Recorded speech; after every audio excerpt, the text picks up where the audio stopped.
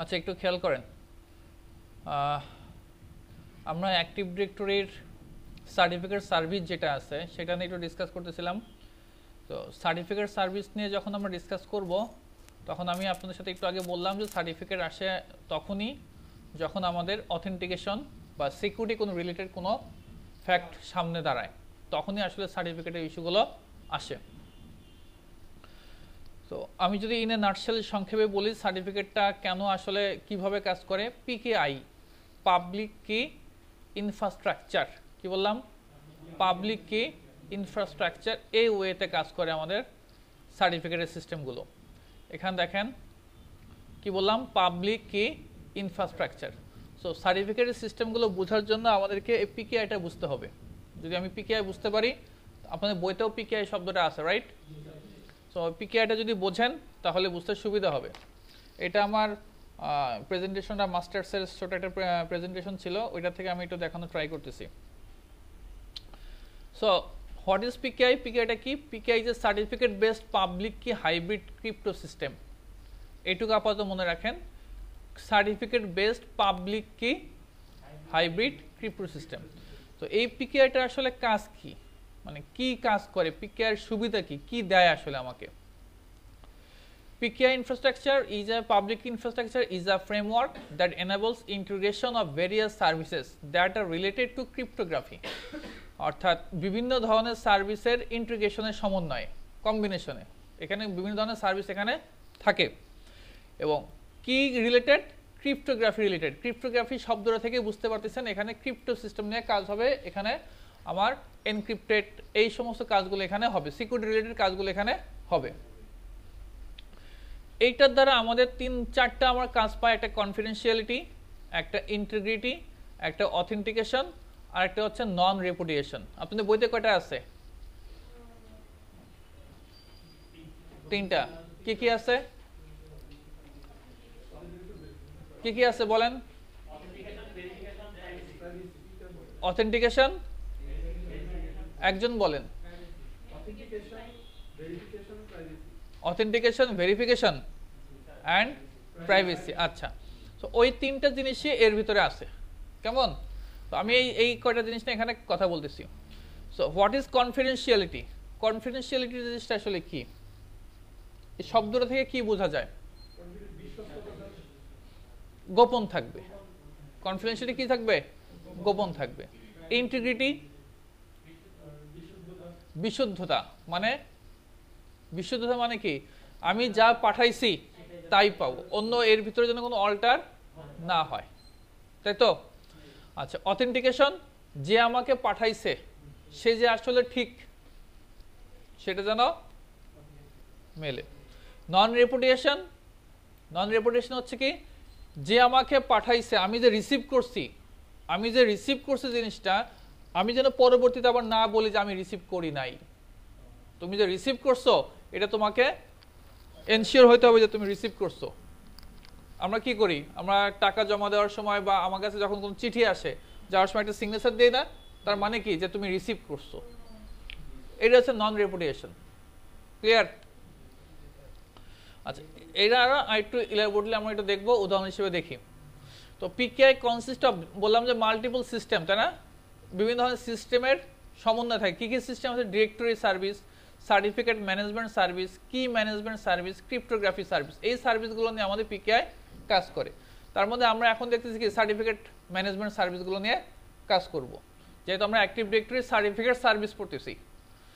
আচ্ছা, এখানে কিছু কথা আছে। Public encryption is the encryption methodology used in PKI and was initially proposed by Diffie and Hellman in 1976, দুইজনের বুদ্ধিতে। The algorithm is based on mathematical functions and uses asymmetric cryptography that is uses a pair of keys. এখানে দুইটা জিনিস, একটা হচ্ছে encryption আর একটা হচ্ছে asymmetric. So encryption বলতে কি বোঝাচ্ছে, আমার যে ডেটা আছে এই ডেটাটা ওই রকম থাকবে না, তাই তো? I love networking. সো এই যে আয়ের পরিবর্তে অন্য কিছু থাকবে, এল এর পরিবর্তে অন্য কিছু থাকবে, যেটা দেখলে সে বুঝবে না যে এখানে কি কথা লেখা আছে। সহজ ভাষায় এটাকে বলা হয় কি এনক্রিপশন। এখন এই এনক্রিপশনটা বিভিন্ন ওয়েতে করা যায়। এই এনক্রিপশন সিস্টেমে বিভিন্ন সিস্টেম আছে। এখন এই যে এনক্রিপশন যে আপনি করবেন দুইটা ওয়ে, তার মধ্যে এটা আমি যে ওয়ের কথা বললাম, যেমন ধরেন আয়ের পরিবর্তে কোনো একটা অ্যালগোরিদম ইউজ করতেছে, আয়ের পরিবর্তে আয়ের পরে কি আই জে, সে বলতেছে যে আয়ের পরিবর্তে তুমি জে ইউজ করবা। কোনো একটা অ্যালগোরিদম বললো যে আয়ের পরিবর্তে তুমি আয়ের আগে কি আছে এইচ ইউজ করবা। কথা বোঝা গেছে? সো এরকম কিন্তু আরো অনেক ধরনের হইতে এক এক অ্যালগোরিদম এক এক ভাবে কথা বলবে যে তুমি কিভাবে তুমি এটাকে এনক্রিপশন করবা। আমি ওইটার কথা বলতেছি। এখন এই এনক্রিপশনটা যেইভাবেই করুক, দুইটা এটাকে কি বলবো আমরা, দুইটা ফাংশন বা দুইটা ম্যাথমেটিক্যাল টার্ম যেটাই বলি অ্যাসিমেট্রিক ক্রিপ্টোগ্রাফি, দুইটা ক্রিপ্টোগ্রাফি ইউজ করে হয় অ্যাসিমেট্রিক ক্রিপ্টোগ্রাফি ইউজ করে হবে অথবা সিমেট্রিক ক্রিপ্টোগ্রাফি ইউজ করে আমরা করব। এখন সিমেট্রিক কি আর অ্যাসিমেট্রিক কি? সিমেট্রিক নামটা থেকে বুঝতে পারতেছেন সিমেট্রিক মানে হচ্ছে একই রকম, আর অ্যাসিমেট্রিক মানে ভিন্ন রকম, তাই তো?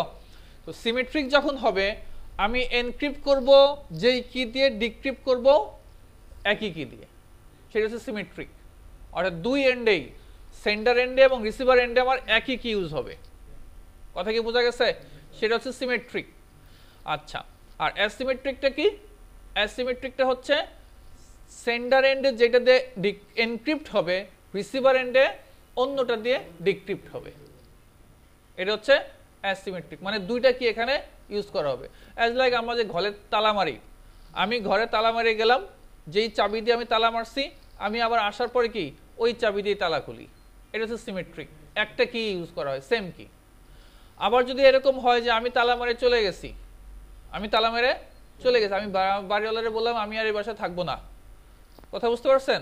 আমি এখন সকালে তালা মারে চলে যাই, আবার রাত্রে আসি। এখন এর ইন দ্য মিন টাইম তো অন্যান্য ভাড়াটিয়া আসতে পারে, বাড়ি দেখতে আসতে পারে না? তো তখন কি হয়, আমি যে আমি যে চাবিতে তালা মারছি, বাড়িওয়ালা কিন্তু যখন ওনাকে দেখাবে তার নিজের কাছে আরেকটা কি থাকে, চাবি থাকে।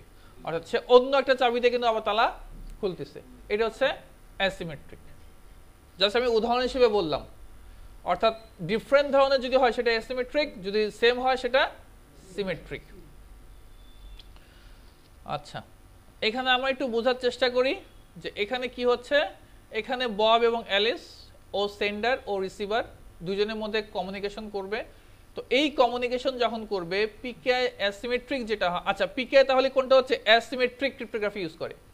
কি ইউজ করে? অ্যাসিমেট্রিক। এখানে পাবলিক কি প্রাইভেট কি দুই ধরনের কি এখানে কি হবে, ইউজ হবে। ক্লিয়ার কথা?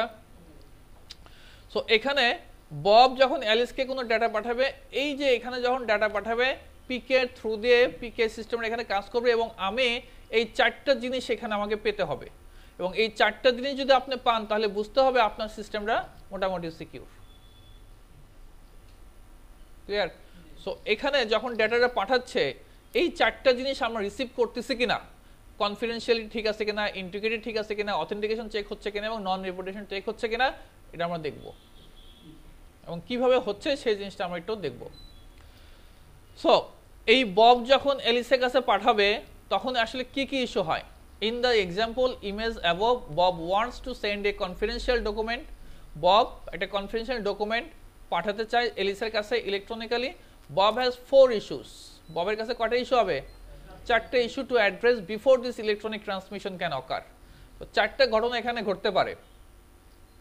First, ensuring the contents of the document are encrypted. আমার যে ডকুমেন্টের মধ্যে যে কন্টেন্টগুলো আছে সেগুলো এনক্রিপ্টেড হচ্ছে কিনা এটা এনশিওর হইতে হবে। Such that the document is kept confidential, যাতে করে এই এনক্রিপ্ট হলে কি হবে, এটা গোপন থাকবে, কেউ দেখতে পাবে না। আমরা এনভেলপে করে পাঠাই, কাগজে পাঠাই না, কিন্তু কাগজ যদি ডিরেক্ট পাঠায় তাহলে যে কেউ খুলে এটা পড়তে পারবে। কিন্তু এনভেলপ কেন করি? এনভেলপটা হচ্ছে এনক্রিপ্টেড সিস্টেম, অর্থাৎ ওটাকে কিন্তু সহজে কেউ কিন্তু এটা দেখতে পারতেছে না। এই যে এনভেলপে মোড়ানো, অর্থাৎ এই যে এনক্রিপ্টেড হচ্ছে কিনা, যদি এনক্রিপ্ট হয় এনভেলপ করি তাহলে এটা কি হলো, কনফিডেন্সিয়াল হইল। Clear? Second, ensuring the document is not altered, অর্থাৎ আমি যে ডকুমেন্টটা পাঠাচ্ছি এর ভিতরে কোনো লেখা যেন আবার চেঞ্জ না করা হয়। কোনো লেখা কি হবে না, চেঞ্জ হবে না ডিউরিং ট্রান্সমিশন। তাহলে এই চেঞ্জ যেটা সেটা কি চেঞ্জ হচ্ছে না, এটা কি, এটা হচ্ছে আমার ইন্টিগ্রিটি। ডো নট অল্টার, কোনো অল্টার হবে না। যদি অল্টার না হয় তাহলে বুঝতে হবে আমার ইন্টিগ্রিটি ঠিক আছে। আর এনক্রিপ্টেড যদি হয় তাহলে বুঝতে হবে কনফিডেন্সিয়ালিটি ঠিক আছে। ক্লিয়ার? এটা কি আপনাদের দেখাইছিলাম আমি, এটা বলছিলাম? আচ্ছা, এই যে আমরা এখান থেকে যখন ডাউনলোড করি, এই যে আমাদের কিছু দেওয়া আছে তাই না, এটা হচ্ছে, এটাকে কি বলে, হ্যাশ ভ্যালু। কি বলে, হ্যাশ ভ্যালু। এটা যখন সার্ভারে, যখন এই মেশিন, এটা তো সার্ভারে আছে, আমি যখন ডাউনলোড করবো আমার মেশিনে আসবে, ডাউনলোড হয়ে আসবে। তো সার্ভারে, যেই সার্ভারে এই ফাইলটা একটা হ্যাশ ভ্যালু এটা আছে, আমি আমার মেশিনে আনার পরে যদি এই ফাইলটার হ্যাশ ভ্যালু সেম হয় তাহলে বুঝতে হবে ওভার ইলেকট্রনিক ট্রান্সমিশনের সময় কোনো রকম কোনো অল্টার হয় নাই, তার মানে তার ইন্টিগ্রিটি ঠিক আছে। আর যদি একটা ভ্যালু এদিক সেদিক হয় বুঝতে হবে কোনো রকম কোনো অল্টার হয়েছে। সো বব যখন এলিসকে ডাটা পাঠাবে তখন তার যে ইন্টিগ্রিটি ঠিক আছে সে বুঝবে কিভাবে, সে বুঝবে এইভাবে যে তার ইন্টিগ্রিটি ঠিকঠাক আছে কিনা। আর কি ইস্যু হতে পারে, Alice since does not know Bob, Alice does ববকে চেনে না, he has to somehow prove that the document is indeed sent by him. এনে কি বললো, বব যে পাঠাচ্ছে, বব যে এলিসকে পাঠাচ্ছে, এলিস কি করে বুঝবে যে এই জিনিসটা আসলে ববই পাঠাইছে আমাকে? আমার কথা বুঝতে পারছেন? এই জিনিসটা কে পাঠাইছে সেটা আমি কি করে বুঝবো? এটা তো বুঝতে হবে, না বুঝলে তো অন্য কেউ পাঠাতে পারে, অন্য কেউ পাঠানো জিনিস আমি পাইছি ঠিক আছে, কিন্তু পাঠাইছে অন্য কেউ, তখন সেটা খুললে কিন্তু অনেক রকম ঘটনা ঘটে যেতে পারে, পারে কি না? তো এটা কি কেউ চেঞ্জ করতে পারেন যে পাঠাইছে, যে পাঠানোর কথা সে না পাঠায় ওই ডকুমেন্টে আরেকজন পাঠাইছে? সেন্ডার চেঞ্জ করে দেওয়া যায় আসলে আদৌ কি? সেন্ডার চেঞ্জ করা যায়? কিভাবে চেঞ্জ করে দেখেন, আমি এই ওয়েবসাইটটা থেকে আমি একটা মেল পাঠাচ্ছি, ফ্রম নেম কার কাছ থেকে যাবে, নরেন্দ্র মোদী সাহেবের কাছ থেকে যাবে।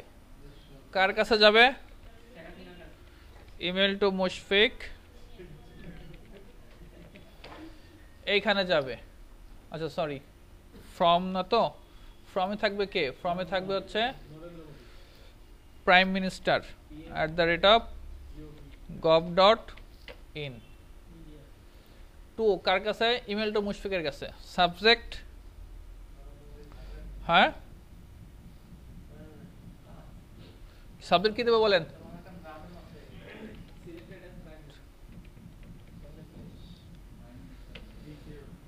যা ইচ্ছা তাই দিলাম। হ্যাঁ হ্যাঁ